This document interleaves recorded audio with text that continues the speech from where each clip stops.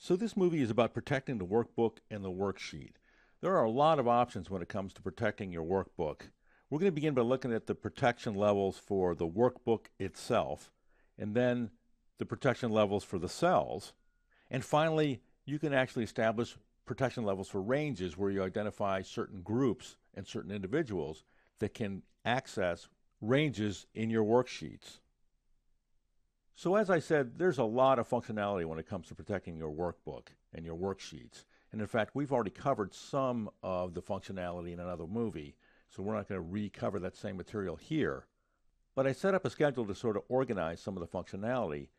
Beginning with column B, there's basically 5 different interactions you can have with your workbook when you're setting these protection options. And the options are associated with basically 3 different levels. It's either the workbook level, or the cell level, or ranges.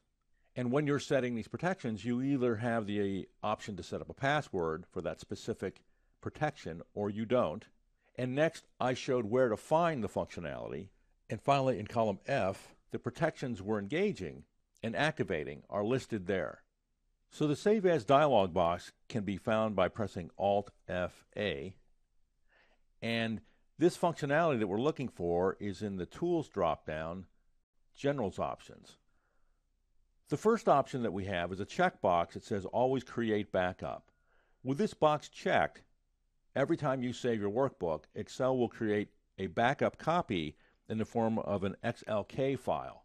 Not a bad idea. The next option is for us to establish a password that somebody needs to have when they're going to open the workbook. So you can restrict access to your workbook in its entirety. You can also establish another password that serves as a filter to disallow people from modifying the workbook in its entirety. And finally, there's a read-only recommended checkbox that, when checked, will show a message to the user that suggests that spreadsheet should be opened in a read-only mode. But we're going to look at the passwords.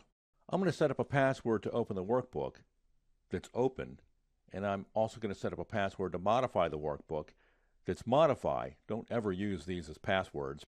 And then I'm going to check the read-only recommended box, left-click OK. And now Excel asks me to re-enter the password. It doesn't say which password it wants me to re-enter, but it's actually the first one. It's the open password, the one we set up to allow users to even access the workbook in its entirety. Left-clicking OK, and now it asks me to re-enter the password that we set up to modify the workbook, which is modify. Probably the stupidest password we could possibly pick, but this is just for demonstration purposes. So I'm going to save the workbook. I'm going to replace it. So I'm going to now open up the workbook that we just set up the passwords for by going to Alt-F-R, Recent, left-clicking Chapter 51. And I first get a request to input the password to open up the workbook. That's not completely clear here with the dialog box, but that's what it is. Open is the password. Left-click OK. And then I get the password request to modify the workbook, which is worded as for write access, or I can open it up as read-only. So I'm going to left-click read-only. And I didn't get the message telling me that it suggests that I open up the workbook in read-only mode, because I actually did open up the workbook in read-only mode. The downside to this is the protection you've just established is available to anybody by going to Alt-F-A, Save As, going back to the Tools, the General Options, and even though I didn't have the password to modify this workbook, I can get rid of the password to open it up and clear whatever checkboxes I want to clear. Left-click OK and save it, and I've just stripped out the protections from this workbook. And I guess that's necessary because logically, if you prevented somebody from being able to change the password to open up the workbook, then the person that set up the password in the first place would never be able to access that and change the password or get rid of the password. So once you allow people to gain access to the workbook and to modify the workbook, there's a more refined level of protection that you can establish for your workbook. And again, you can set up a password. It's found on the Review tab in the Changes group, Protect Workbook. The default is to protect the workbook structure, which involves preventing the user from inserting or deleting, renaming, moving, hiding, unhiding any of the worksheets or the worksheet elements. And protecting the windows prevents the user from resizing the worksheet windows.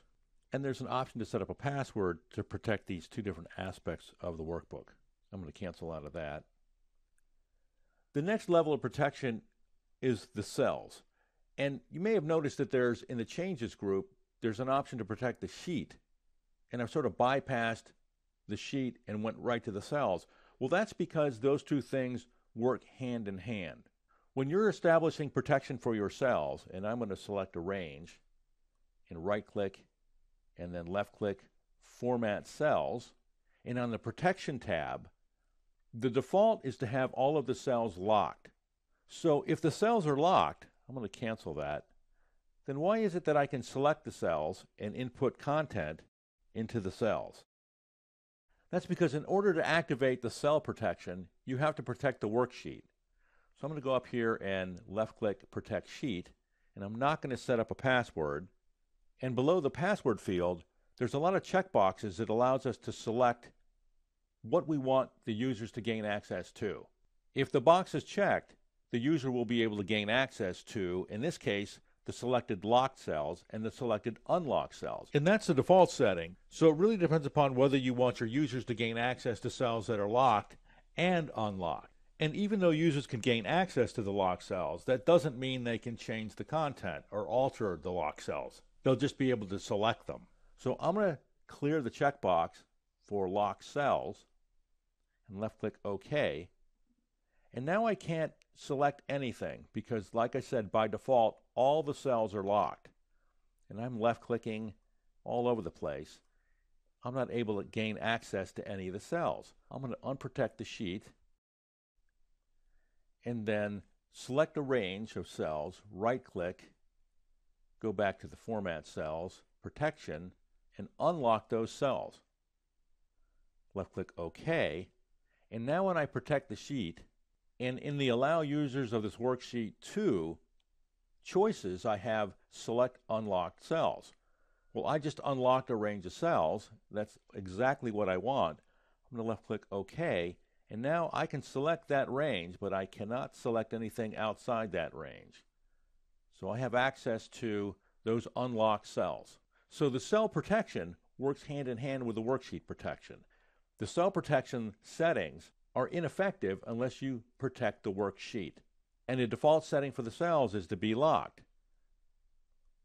And there are a lot of checkboxes that give you more refined control as to what you allow the users to do in a given range of cells that are protected. I'm going to cancel out of that. And you may have noticed another option. I'm going to right-click this range again, go back to Format Cells, where right under Locked, it says Hidden. I'm going to check the Hidden box, left-click OK, and I'm going to put a formula into one of these cells. It's a simple formula.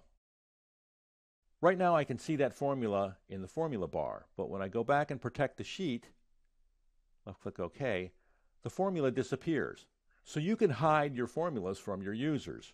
So there's one more level of protection that you can afford yourself when you're trying to protect your work and your workbook, your worksheets, your formulas.